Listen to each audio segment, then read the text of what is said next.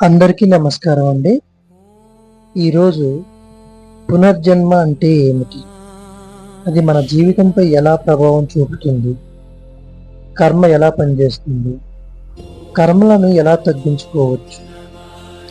మన జీవితంలో కొన్నిసార్లు మనకు అర్థం కాని విషయాలు జరుగుతాయి. ఎందుకు కొందరు వ్యక్తులు జన్మతోనే కష్టాల్లో ఉంటారు, ఎందుకు కొందరికి అవకాశాలు సులభంగా వస్తాయి, ఇది అదృష్టమా లేక దురదృష్టమా? హిందూ తత్వం ప్రకారం అది పునర్జన్మ మరియు కర్మల మధ్య సంబంధం. పునర్జన్మ అంటే ఏమిటి? పునర్జన్మ అంటే మరణం తర్వాత జీవితం మళ్ళీ మొదలవడం. హిందూ తత్వం ప్రకారం మనం శరీరం కాదు, మనం ఒక ఆత్మ. శరీరం మారుతుంది కానీ ఆత్మ కొనసాగుతుంది. భగవద్గీతలో కూడా కృష్ణుడు చెప్తాడు, శరీరం అనేది పాత బట్టల లాంటిది, ఆత్మ అనేది కొత్త బట్టలు వేసుకున్నట్టు కొత్త శరీరాన్ని స్వీకరిస్తుంది. అదే పునర్జన్మ. కర్మ ఎలా పనిచేస్తుంది? కర్మ అంటే మన చర్యల ఫలితం. మనం చేసే ప్రతి ఆలోచన, ప్రతి మాట, ప్రతి పని మన జీవితంలో ఒక ప్రభావం కలిగిస్తుంది. మనము మంచిని చేస్తే మంచి ఫలితం వస్తుంది, మనం తప్పు చేస్తే దాని ఫలితం కూడా తప్పుగానే వస్తుంది.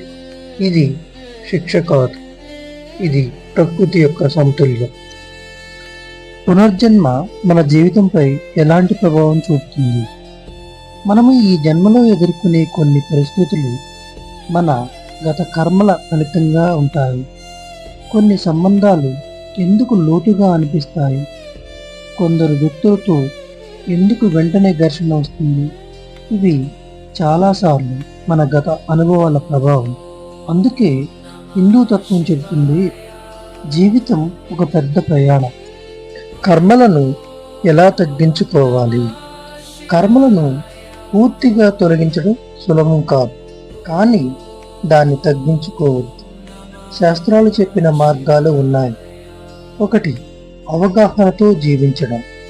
మనము చేసే పనులను జాగ్రత్తగా గమనించాలి. 2. ధ్యానం. ధ్యానం మనలో అంతర్గత శాంతిని పెంచుతుంది. 3. సేవ.